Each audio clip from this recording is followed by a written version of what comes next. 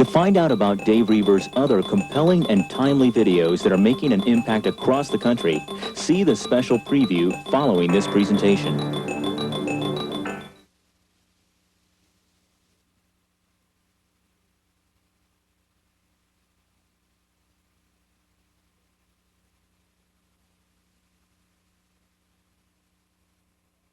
I'm Dave Reaver. For the next hour, we're going to be presenting to you on video some of the most bizarre and unbelievable things that we have ever presented through television efforts. In my lifetime, I've known some war, and in my lifetime, I have seen some of the bizarre. I've known suffering, but I've never known of the bizarre. I've never known of suffering like you're going to hear about in this video. And I certainly promise you this, it is war. I also think you should know that we accept responsibility for saying up front that what you're going to see and hear is terrifying. I do not want to be responsible for allowing children in the room who are not prepared for this. Parents, please pay careful attention and do as I ask. Please don't allow children to watch this video alone. Today, we are compelled to tell you the truth, the whole truth, and nothing but the truth. So help us God.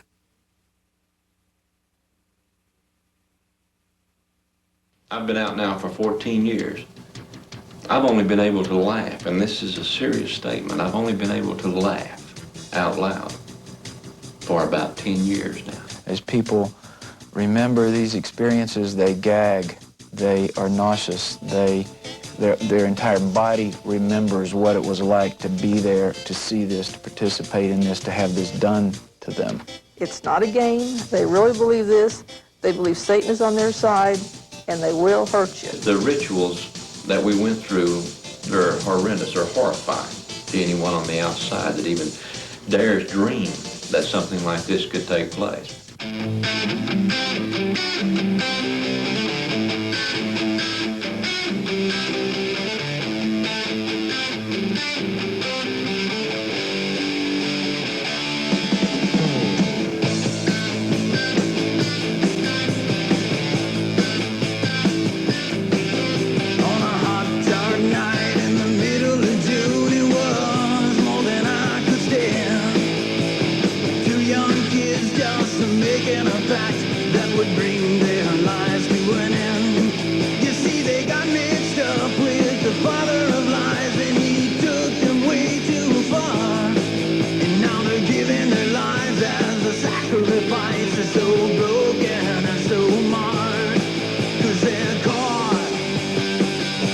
Satanic web, and just like a spider, he has trapped them. They try to run and break free, but to no avail.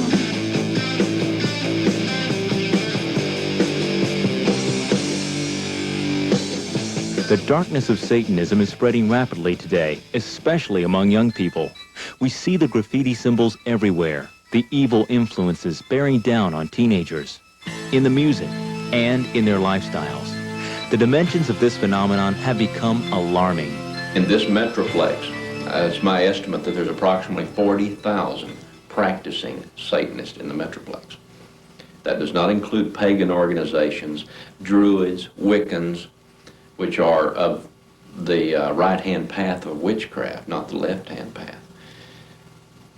Dabbling in the occult in its various aspects in this metroplex would have to be over 100,000 individuals. Now that's a conservative estimate. It's not going on in the schools to hear them tell, they're wearing blinders. It's hard to get them to realize it's going on. The teachers are more cooperative because they will call. If they find notes or they hear something going on, they will call us. Our department is getting more involved in the last 8 or 9 months because we've been getting calls from people that said, we didn't know who to report these things to.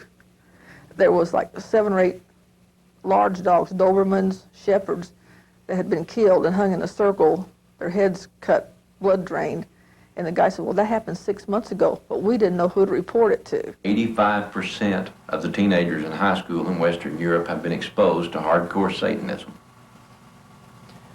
That's an unbelievable figure. Here in America, I do not believe those figures are that high, but I would venture to say that 40% of the kids. Most teens involved in Satanism are dabblers. They wear the clothes, try a few rituals, and listen to the heavy metal bands. But some go further. Of these, the self-styled Satanists can be the most dangerous. Because they never join a cult, they are unpredictable and volatile. Sean Sellers murdered a store clerk for a thrill, then his own parents. Richard Ramirez, convicted as the Night Stalker killer, worked alone in the name of Satan. It took the jury 22 days to find Richard Ramirez guilty of all 13 murders and 30 related felonies he was charged with. Ramirez declined to be present for the verdict. Thus ended the year-long trial of the Texas drifter accused of being the Night Stalker, the serial killer who once terrorized Southern California. All but one of the brutal murders took place in the summer of '85. The killer was dubbed the Night Stalker because he broke into his victims' homes and attacked them while they slept, shooting, stabbing, beating them to death. In some cases, wives were raped after their husbands had been murdered. Victims were robbed, survivors forced to swear to Satan, and sometimes pentagrams, symbols of devil worship, were left behind, scrawled on walls or bodies. Fear spread throughout Southern California as the death toll reached 13. I'm very upset. It's frightening and I'm scared. Everybody is real edgy. We have diligently tried to lock all the doors and windows. Gun sales doubled. A hunt was launched for the man in the police sketch, and Richard Ramirez was finally captured by an angry mob in an East Los Angeles Hispanic neighborhood. Hail Satan. In court, Ramirez was defiant. A guard said Ramirez posted pictures of a victim in his jail cell, declaring, "There is blood behind the Night Stalker." Defense attorneys said Ramirez was a victim of mistaken identity, but witnesses and fingerprints tied him to the murders and ultimately sealed his conviction. Now the court will decide the fate of Ramirez, whether he's sentenced to death or life in prison.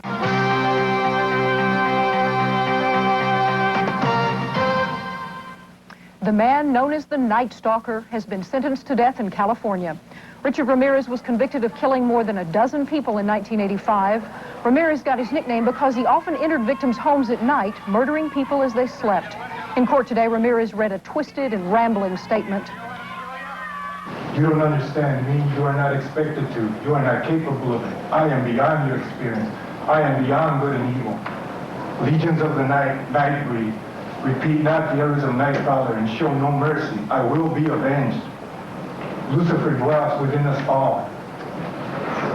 That's it. Today's sentence means Ramirez could die in the gas chamber for his crimes, but it carries an automatic appeal. Self-styled Satanists are volatile and frightening. But what of those who join organized cults and become what is called traditional Satanists? Teenagers recruited into these cults are told of the thrills and untapped power they can achieve through Satan, and they are promised drugs and sex. But do they know what really awaits them in the end? Once they get involved with this, they don't get out because they've taken part in so many criminal offenses that they can't just get up and walk away from it. They're trapped by their actions and they're blackmailed into staying in.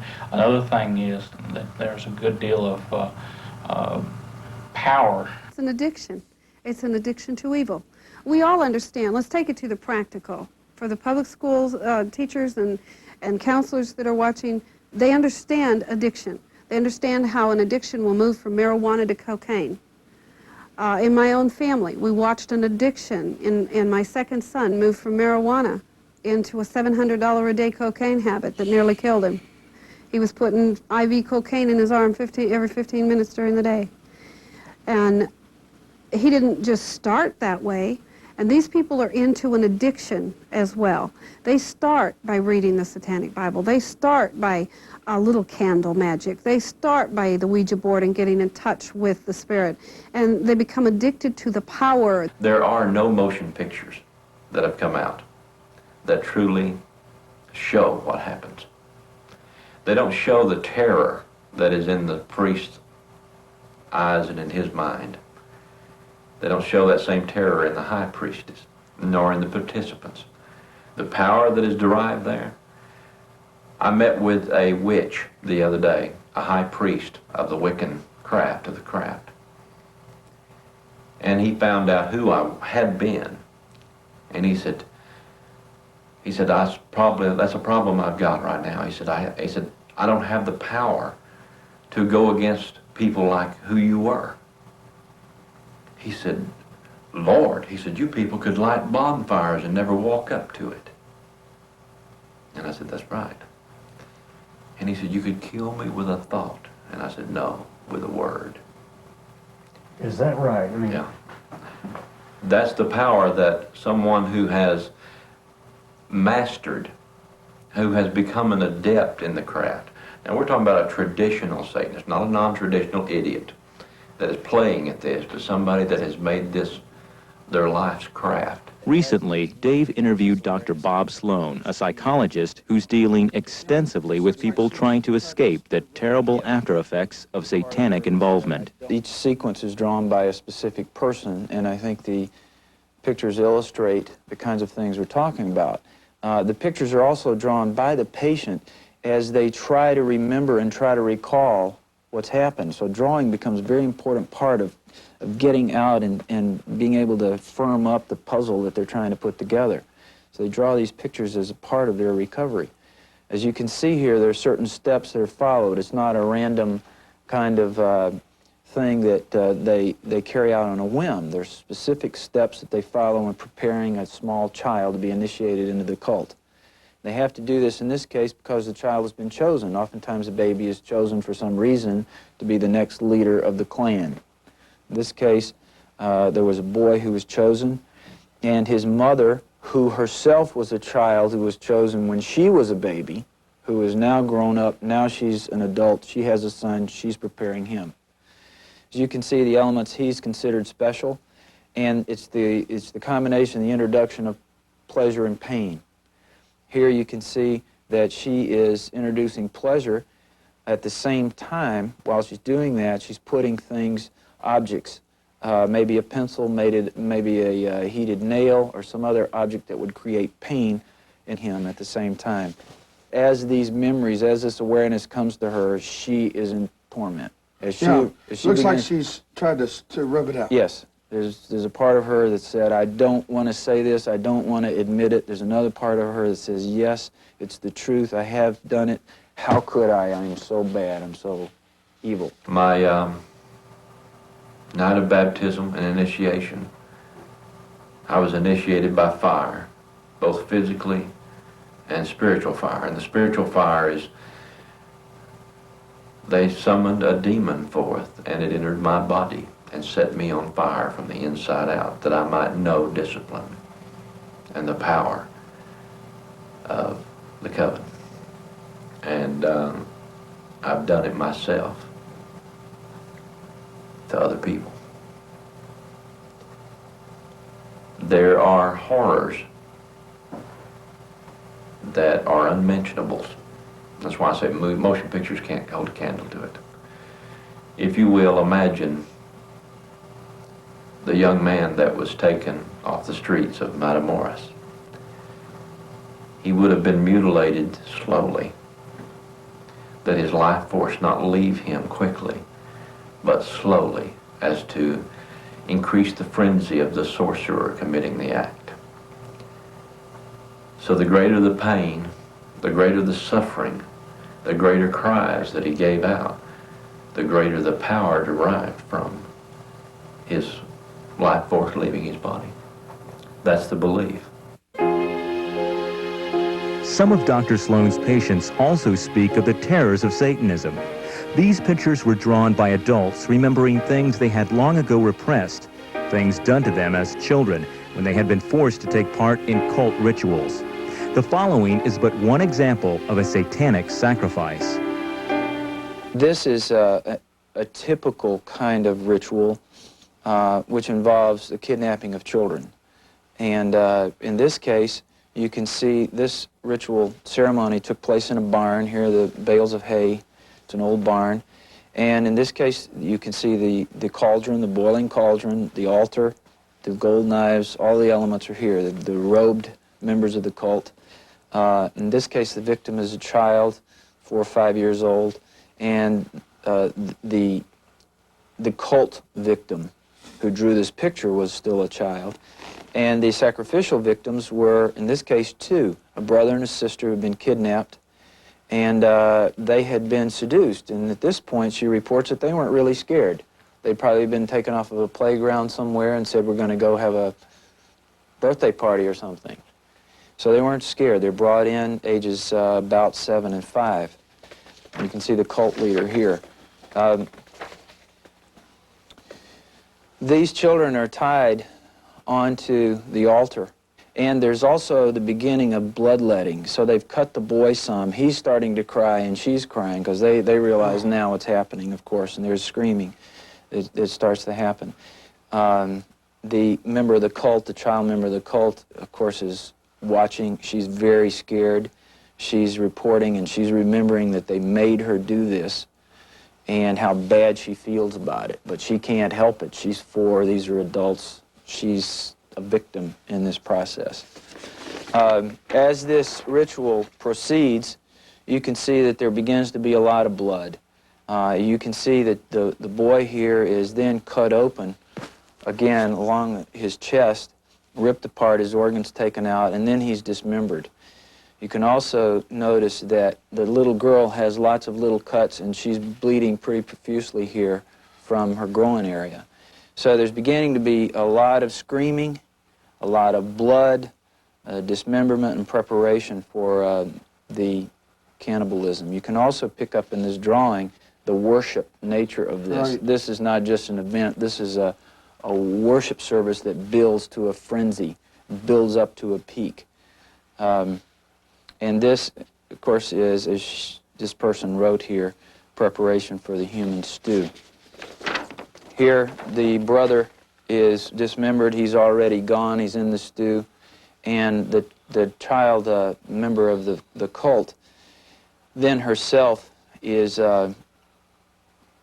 brought up to participate more.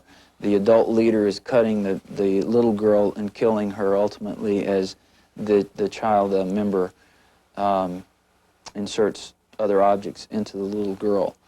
The element that's not really seen here but written in is the sexual abuse that always precedes the bloodletting. The members of the cult all sexually abuse the victims before the torture and the mutilation begins. This is where the power of pornography in our society begins to play its role. It's the introduction of the bizarre, that pornography begins to be a venting and a letting of urges, and once it starts, it's never satisfied. And pornography is just the introduction. It's the little door to open to the mind. Well, pornography, of course, is an addiction, and pornography, sexual stimulation, it stimulates the same part of the brain, the pleasure center, that cocaine stimulates. It's addictive. And, of course, sexual stimulation and the unfettered expression of sexual fantasy is a part of all of these. No restraint, just absolutely not. Anything goes. As you know, the Satanic theology is the reverse of Christian theology. Love is bad, life is bad, hate is good, death is good. So there's the kind of the breaking down of any limits on fantasy and imagination, and what the theology of Satanism does is says no holds barred, and evil is expressed. Evil is good. That's their role. There are scores of painful stories like these from people who have lived a hellish nightmare. One of Dr. Sloan's patients tells of having to watch an actual crucifixion conducted at Easter time, when coven leaders kidnapped a young man, nailed him to a cross, mutilated him, branded him with irons, and then threw him alive into their bonfire. One victim tells of being forced to help in a torture and sacrifice of his own mother. I've been out now for 14 years. I've only been able to laugh, and this is a serious statement, I've only been able to laugh out loud for about 10 years now. And I'm gradually getting better about being able to laugh and have joy in my life, because I hurt inside a great deal. Many times I think about things that I did and what I have done to other human beings. This is not a pleasant thing at all. It's very disturbing. I know that the Lord has forgiven me, and my problem is can I forgive me? And I know that I have to, and that's the fact that I live with. I do, and I'm getting better at it. And I have a wonderful, wonderful wife right now who's very loving and very understanding, and who has a deep understanding of the occult and Satanism from what I've taught her, but an understanding from the viewpoint that a Christian should take towards it. A caring, a loving attitude. I mean, if it wasn't for that, I don't know exactly how I would deal with it today. You know, for years, police officers have had to deal with kids getting hooked on drugs and going bad over a period of a relatively short period in the life of a child, maybe 3 to 6 months, something like that. A kid can go from being a straight-A student to being a absolute disgrace. And what we find in occult groups are that a child can go from being perfectly normal, well-adapted, well thought of, to being a total waste in a shorter period of time as a month. And so frequently when we get involved in these things, it's because they have gone off the deep end in such a short period of time. Have you seen some of these people come out of this? What are you seeing with some of these people now? Where are they in their development? We're seeing people in the process of coming out. We've seen a real spiritual sensitivity with these people. They know there's a spirit world. They're very sensitive to that. And because they're with us, they've committed themselves to healing and a change in their life. It's a long, torturous process. It is not a quick fix. How can you do this to a child? A few people that have tried to pull themselves out of a group like this are traditionally females who are tired of giving up their children for sacrifice, something like that. But traditionally, the men don't get out very often. We do see situations where the kids get in, but because of free sex and drugs and the power and so forth, they ended up getting in over their head, and then they can't pull themselves out either. Dr. Bashir Ahmed is a psychiatrist dealing extensively with young people caught in Satanism. Here he gives a profile of the typical recruit. The kids who have difficulty at home, who are coming from dysfunctional families, where the bond between parents and children almost non-existent. These children are easily lured to the fantasy world, which they like it. They most probably like to read about magic, stories, fantasies, and they begin to live in this world. And when they see an opportunity to experiment something like this, they become very impressed. For example, for a 13-year-old going at midnight to a cemetery is a lot of excitement. His heart is beating very fast. He doesn't know what is going to happen. He has some fear. Now, non-traditional Satanists stem from anyone who might have a low self-esteem about themselves, someone that is an underachiever, is not an overachiever, someone who is not charismatic in their attitude. Most normally a child that is been turned off by school, been turned off by his friends. Satanists will approach him and they'll woo him in because they will become his best friend. And after they get him, he's hooked. Satan is at his most deceptive when he appears to be good.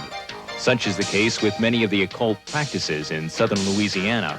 There, the tree tours, as they are called, are famous for their peculiar blend of magic, potions, folk remedies, and diluted elements of Roman Catholicism. We visited one tree tour who tried to explain some of his rather confused methods. The power is written in the Bible.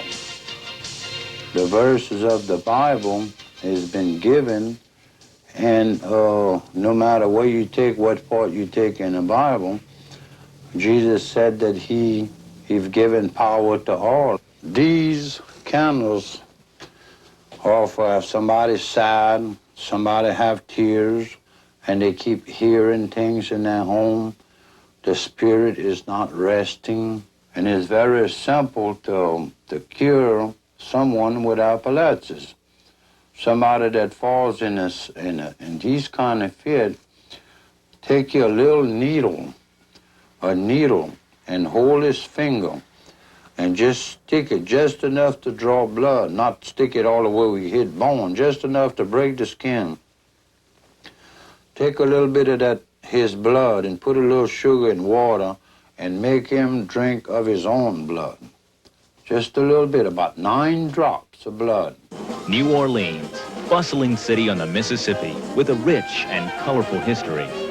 Famous for its lively French Quarter, jazz, unique dining, and voodoo. Though most voodoo practitioners live in the swampy backwaters of lower Louisiana, some have set up shop in the French Quarter.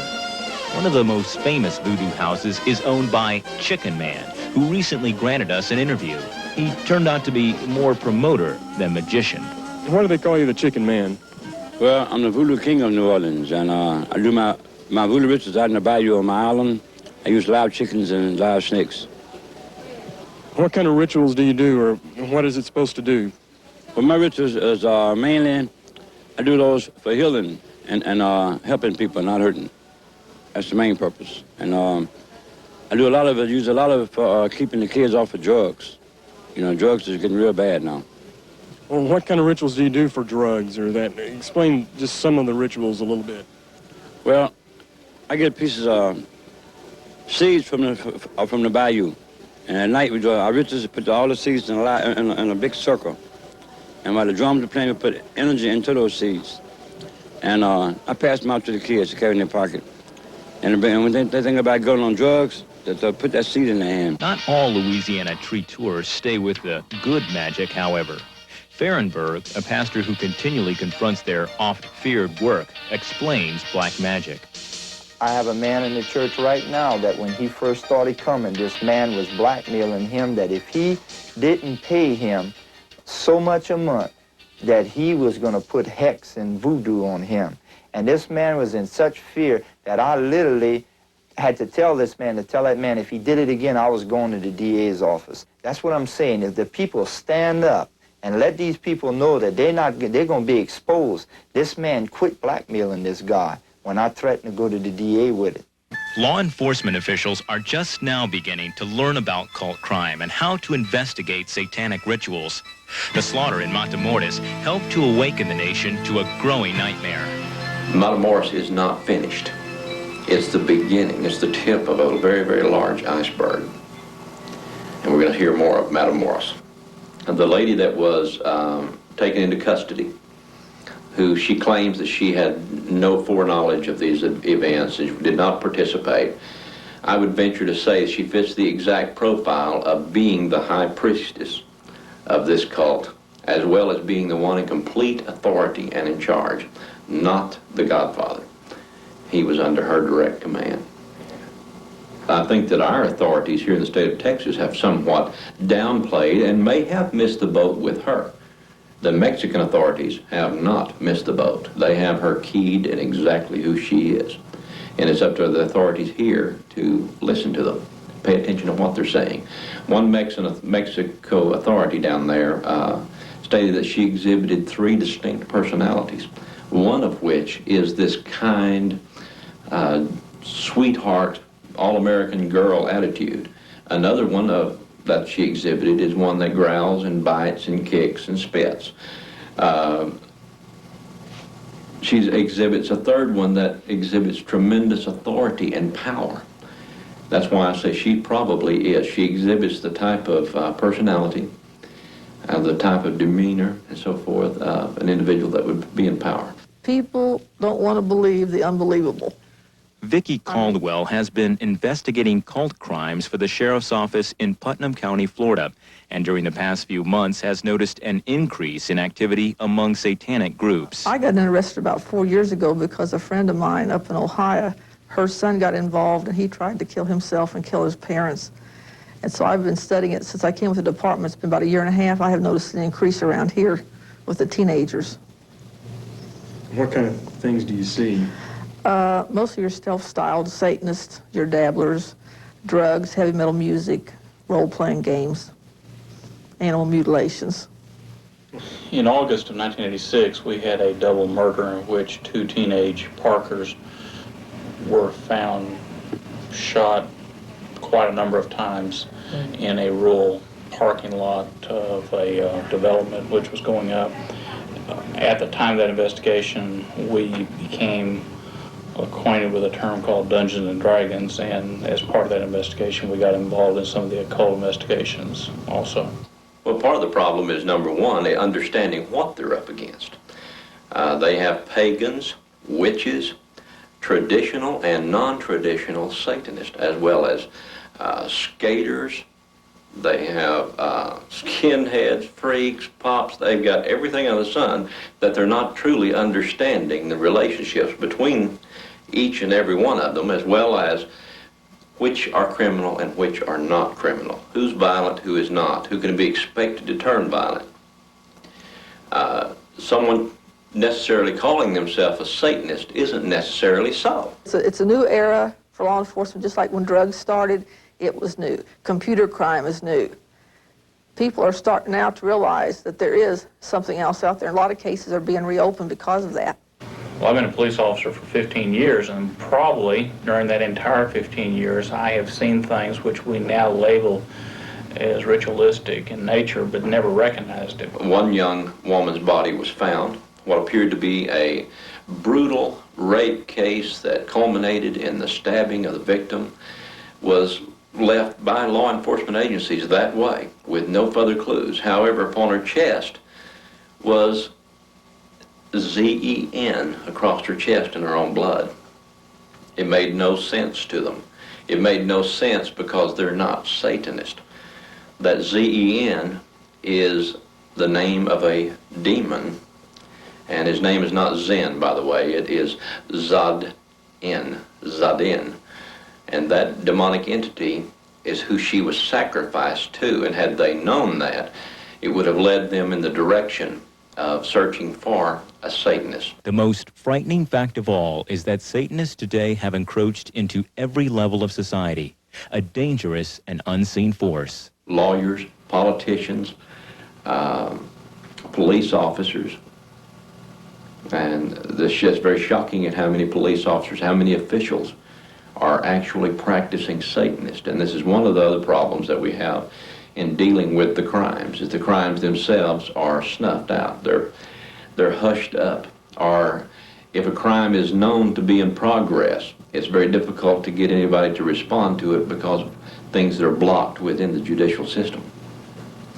By Satanists? By Satanists. These people are in every strata of society. We're talking doctors, we're talking lawyers, we're talking a lot of Christian ministers who preach a sermon perhaps on Sunday morning and are involved in satanic rituals the night before. We're talking elders and Sunday school superintendents.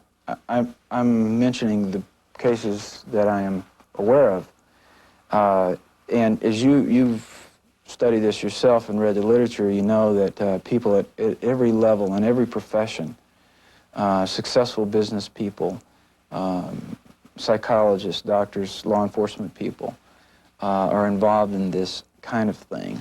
It's unnerving. We've had notes written about Satan on walls in schools. You know, that my God's better than your God and all this. We had one note, you're welcome to a bloodbath ritual. Be there at 11:54 for the gatekeeper of hell to appear. Bring your set clothes or black sheets. This is what's going on in basically the schools. Usually, it's very secretive. As far as the kids go, you know, they don't know anything, they haven't done anything. Parents usually think, my kid's just going through a phase. Invited to a party, he couldn't believe that it had happened to him. Well, how could someone so nice and someone so cool really want to be his friend? You see, it started out just talking about power that comes from within. Soon pentagrams, satanic metal jams, and the evil to no end. 'Cause they're called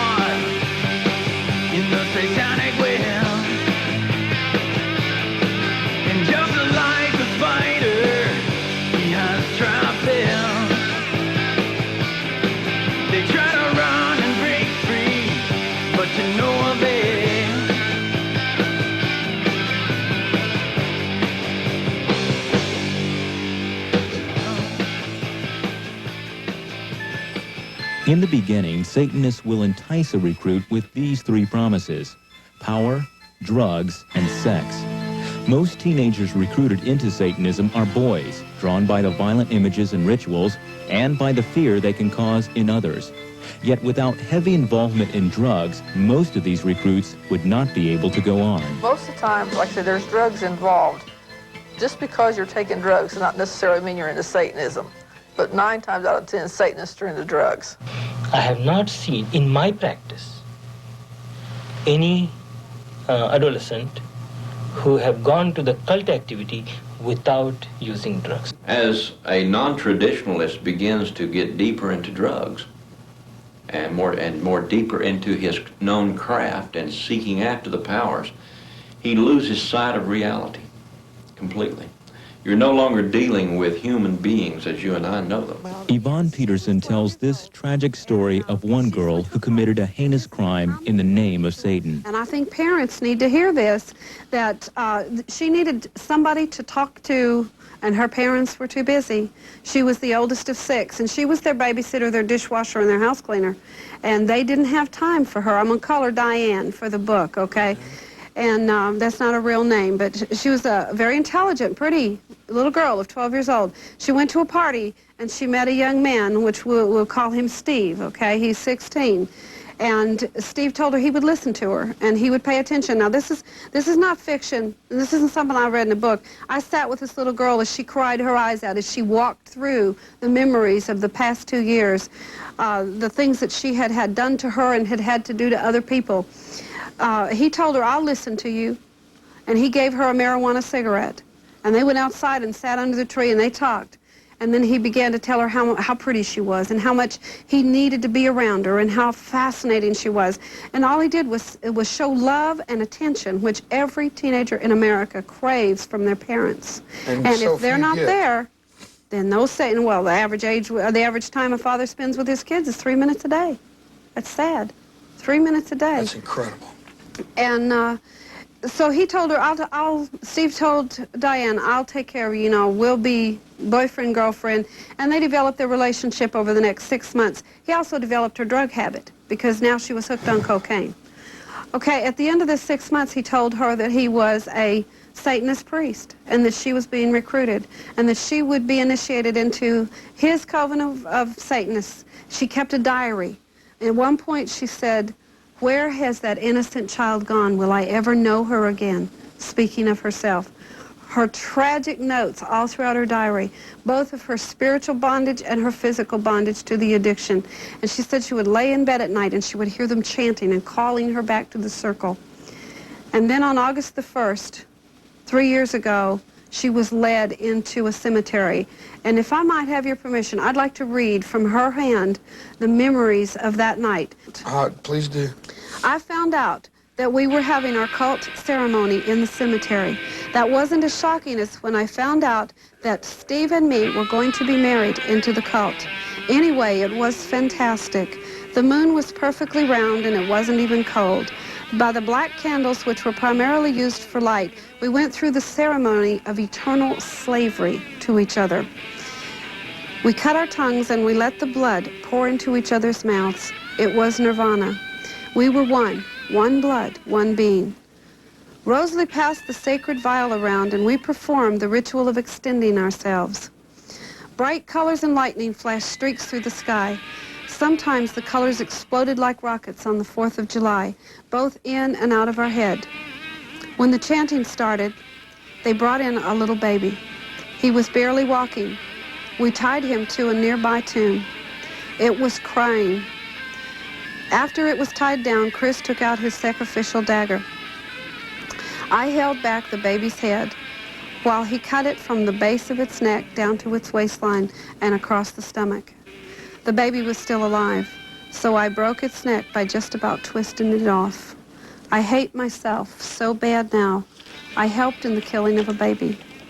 Animals made me sick enough and made me feel quite horrible. But a baby, my God, that was someone's child. I know now that I am truly horrible. No punishment I have ever had in the past could even begin to measure the type of punishment I need. I wish it could have been me they killed, My life isn't worth anything anymore. I've taken away someone's right to live. She's 14. And I mainlined with Satan when I was 21 years of age. And I came out at age 28. But I was a Satanist high priest for 4 years. Now, during that particular time period, I remember very little as far as details are concerned. I don't remember even graduating from high school, although I know I did. Why don't I remember it is the fact that drugs were involved and the need to escape, the need a person has to escape the realities of what they have been involved in. And I took what I called clean drugs. They were pharmaceuticals. Not that it really matters any, but I was hooked on Percodan, Valiums, Libriums, and just plain alcohol. I would take an average of 60 to 80 milligrams of Valium in a day's time with about 40 milligrams of Percodan and wash it all down that night with 2 or 3 vodka Collins. I was a functional addict. Drugs, sex, power. These are the enticements Satanists use to lure teenagers. Another is music, specifically heavy metal or black metal. I think music has always been a powerful media, all the way through. I mean, music was important to you and me, and it's important to the teenagers today. And we're not anti-heavy metal, but we're anti the heavy metal message that is causing death and destruction. And the symbols that they're using are so blatantly occultic that it's very difficult for us to overlook that kind of thing. For instance, if we take the album cover from Slayer's album, Rain and Blood, it depicts a message to young people that maybe consciously they don't receive, but subconsciously they're receiving this message. On the front of this album cover, Satan is depicted as a goat, which is very familiar to the Satanists. They know that that would be, the goat would represent Satan. And he is seated on a wooden throne.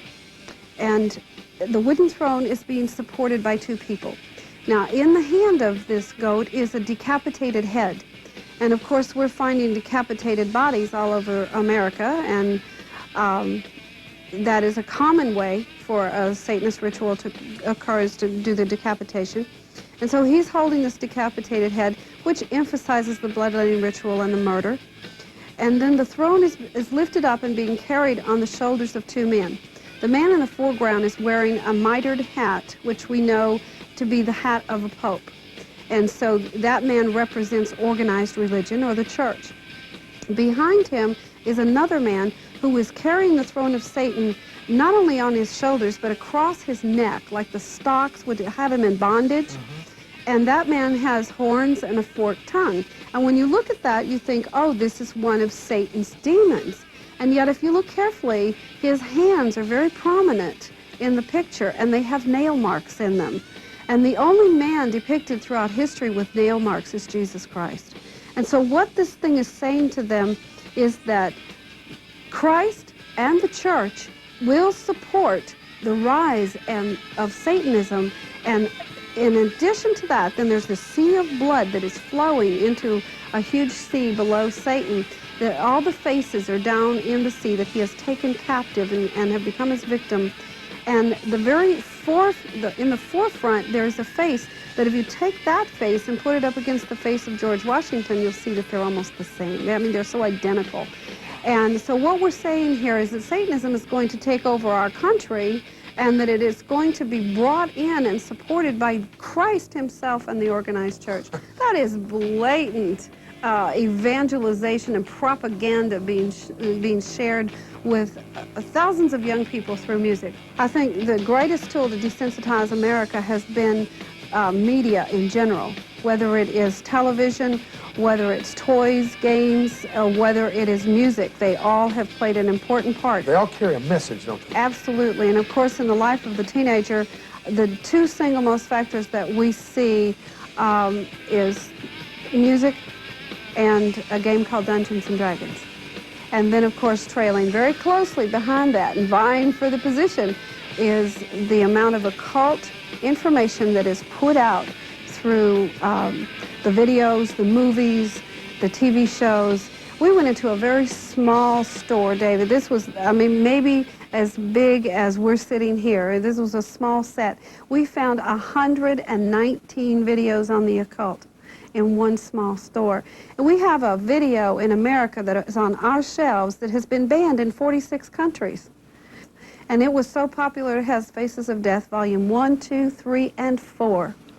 And in that video, it shows everything that is gruesome, grotesque, everything that you would never want to see or hope your child would never see in the way of death scenes, including some decapitation occult rituals. Parents should be alert to the warning signs that show their kids are involved in the cults. Besides the music, there are the clothing, jewelry, and symbols used. There is the classic pentagram, worn inverted by the Satanist, the broken cross or peace sign, the inverted cross, the horned hand sign, the goat's head, the 666 sign, and many others. In addition to symbols, watch for involvement in occult games like the Ouija board or in dark role-playing games. I would tell them, especially the parents with the young people, this is not a phase. Know what your young people are doing. Talk to your young people. Communicate. Don't fluff it off. Check everything. There's nothing wrong with asking them where they're going, what they're doing. There's nothing wrong with checking out their music and books they're reading. The parents need to care and communicate. Satanists entrap young people in several ways. At sex parties, they take snapshots of their victims for use of blackmail, or they'll involve the unsuspecting victim in their darkest rituals, perhaps animal or human sacrifice. They will get the teenager to offer his blood or even a finger to Satan. Blackmail and even outright threats keep a teenage victim in line. Some victims see suicide as their only escape. The tragic legacy of Satanism. The message I like to give to parents is that be close to the children. Understand them, talk to them, communicate with them. Always find a time where you will make a point to go to in their room or sitting in the living room and talk about their school, their friends. 10 to 15 minutes each day is more than enough. Although everybody will surprise, 10, 15 minutes, that's all you're asking? Yes, because they don't talk even 5 minutes in weeks. So 10 to 15 minutes. That's first thing. Second thing is that at least once in a month, try to have a family gathering, not extended family, just 3-4 children, have a picnic or go out somewhere. Half an hour, 1 hour. It gives them a feeling of belonging, a relationship. In addition to the personal involvement parents can have in their kids' lives, people can also work against Satanism at the community level. Many schools and organizations now offer seminars on Satanism. Some communities have gone even farther than that.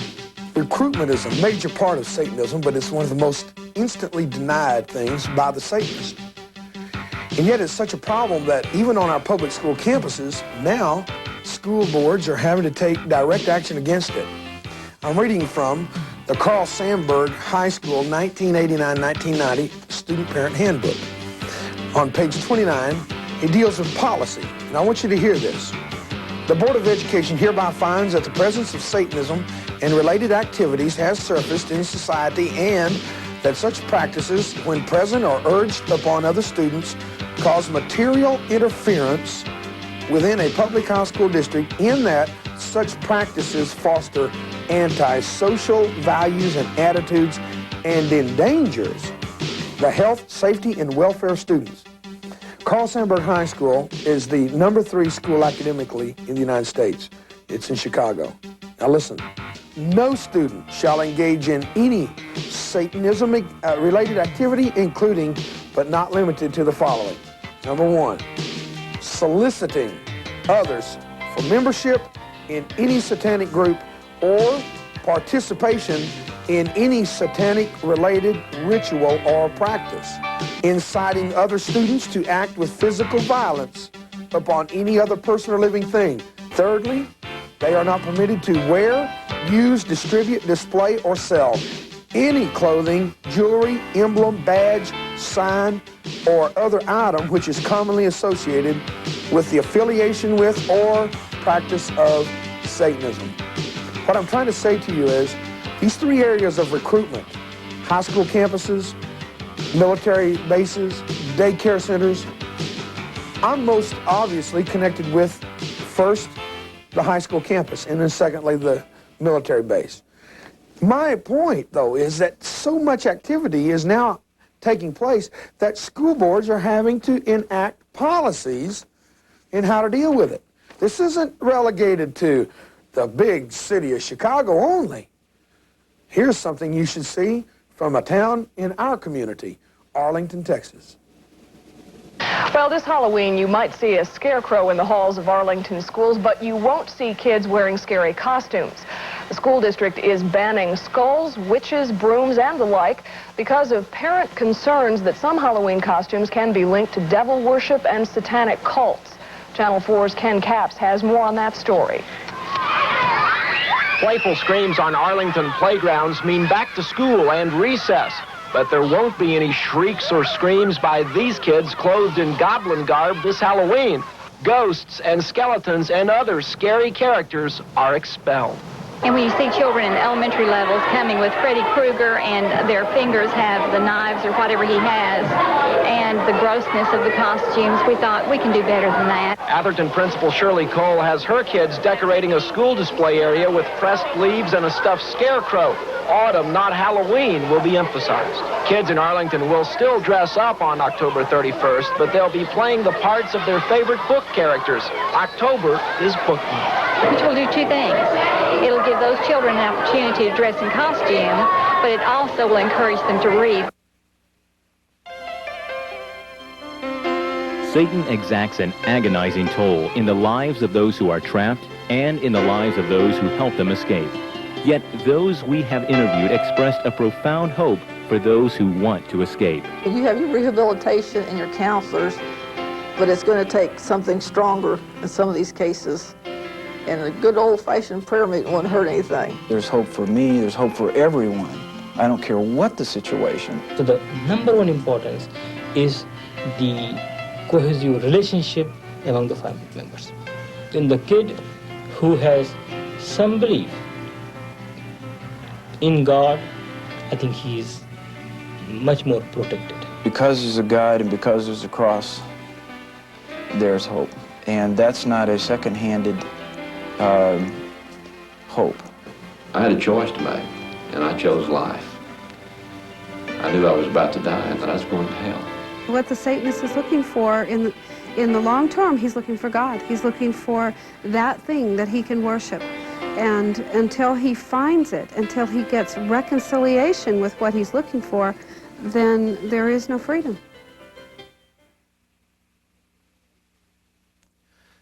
Recently, my brother asked me the question. He said, where was Satanism when we were kids? Why didn't we get into it? Why didn't we know about it? It really is a more recent phenomenon on the social life of the students and the kids of America. In looking at what you have just seen, consider it. Remember what's been said. Remember the people. They're everyday people. Many of those people never intended to ever be sitting on a television stage or set and talk about Satanism. We've done our best in researching these people to qualify both their character and their claims. We believe in them, that they've been honest with you and with us.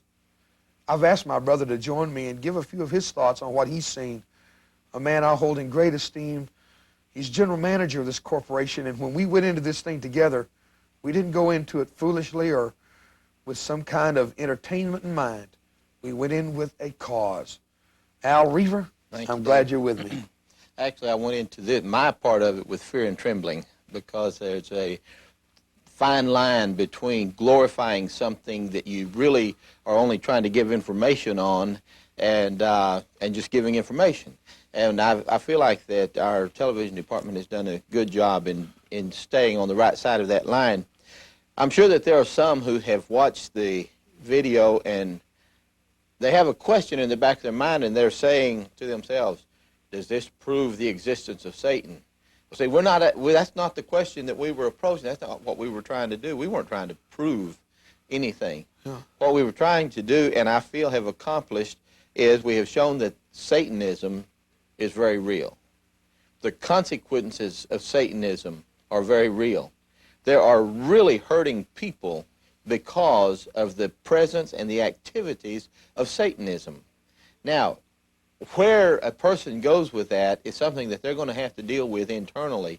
They're going to have to ask themselves some very serious questions. But the signs, the evidences, the things that are going on around, and especially on high school campuses, things that I've seen where normally I just drive onto a school campus, you know, and let my teenager out and drive off. The other day I drove onto the campus and I looked over, and under a tree was a large group of young people, all of them, every single one of them dressed in black. And I thought, there's no reason for that unless, you know, and then it clicked. There's probably something going on. Did you know, Dave, I watched it over a period of days, and one day as I drove by, I saw two boys there fighting. Everybody just standing there looking, just grinning. And when I say fighting, I don't mean just kind of hugging and rolling around in the dirt. One of them was holding the other one's jacket over his head and was kicking him in the stomach. It was vicious, it was cruel, and it went exactly in line. I slowed down, almost came to a stop to see if there was anything to do, and he let the boy go, and the boy took off running. But just to see and know what is happening on our high school campuses ought to put the fear into people, and enough to start to take some action. Well, our campuses are beginning to be more violent than they've ever been. There's more at stake than there's ever been. I think today we have, through this video, shared with you what we see as the trends, some consequences. I don't think we're prepared for it in America. We don't have all the answers. I don't know if we gave you enough answers to really help, but at least we have tried to do something to bring in awareness of what many people, especially those on the fringes of Satanism, are denying exists. They're saying there is no such thing. Ask those families of 15 dead people in Matamoros. Ask the families of the Night Stalker's victims. It's very real. Are you prepared for it? I'm Dave Reaver.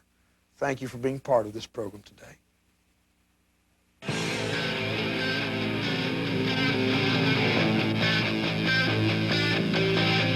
A pretty young girl in a strange new world of power and deceit. All the sex and highs of controlling life seem so exciting. But now she's 1 month two with a baby boy, and they are telling her the truth. That the purest safe will sacrifices the child still in you. They're caught in the satanic web, and just like a spider, he has trapped them. They try to run and break free, but to no avail. And only Jesus Christ can free them from the living hell. And only Jesus Christ can free them from the living hell. Yes, only Jesus Christ can free them from the living hell.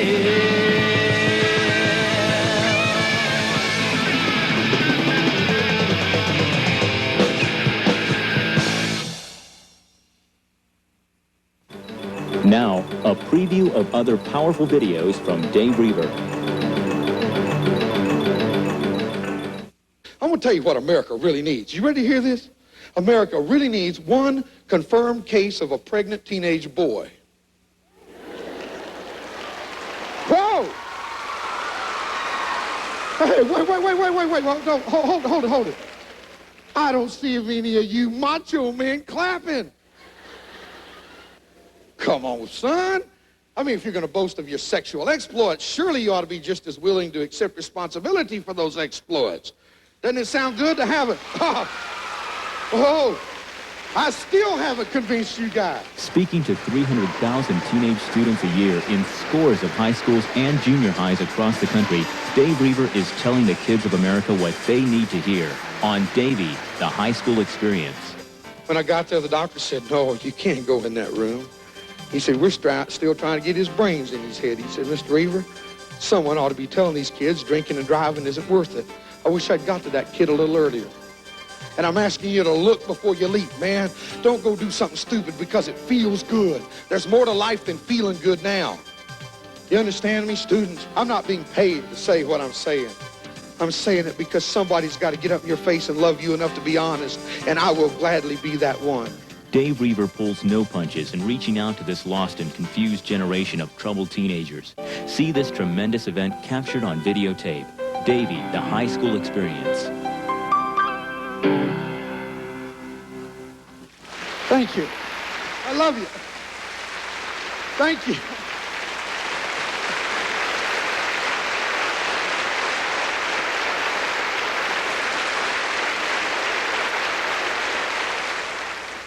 You've now had a glimpse of Dave's growing video outreach. The videos you've just seen, plus many other exciting tapes and books, are available by calling toll-free 1-800-87-DAVEY or by writing P.O. Box 136-100, Fort Worth 76136.